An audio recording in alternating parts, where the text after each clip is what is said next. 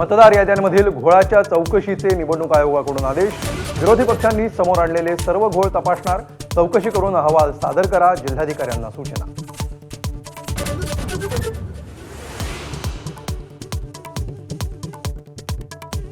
OBC मेळाव्यात भुजबळांच्या विखारी टीकेनंतर राधाकृष्ण विखेंची संयमी प्रतिक्रिया। भुजबळांची भेट घेऊन गैरसमज दूर करणार असल्याचं विखेंकडून स्पष्ट।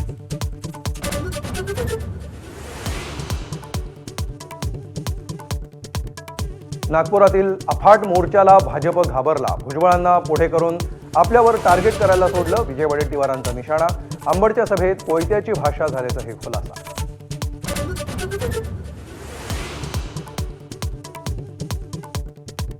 ठाण्यात ठाकरे बंधू उडवणार सगळ्यांच्या ठिकऱ्या। संजय राऊतांकडून ठाण्यात युतीची घोषणा। ठाकरेंची सेना आणि मनसे 75 पेक्षा जास्त जागा जिंकणार असल्याचा दावा।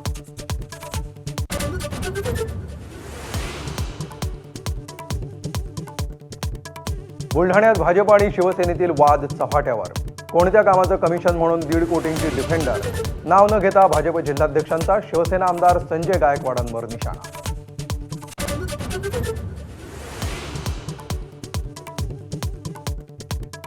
धनंजय मुंडेंनी आपल्या बहिणीसोबत गैरकृत्य केलं। घटस्फोटीत पत्नी करुणा शर्मांचा गंभीर आरोप। दबावापोटी आईनंही आत्महत्या केल्याचा दावा।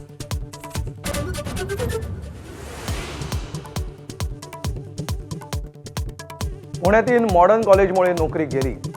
कॉलेजनं प्रमाणपत्र दिलं नसल्याचा प्रेम बिराडेचा आरोप, तर कॉलेजनं आरोप फेटाळले।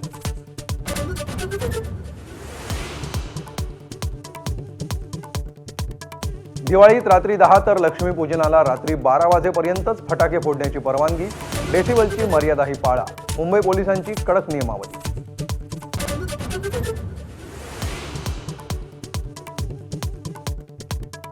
राज्यभरात धनत्रयोदशीचा उत्साह। आरोग्य देवता धन्वंतरीचं मनोभावे पूजन। उत्तम आरोग्यासाठी नागरिकांची प्रार्थना।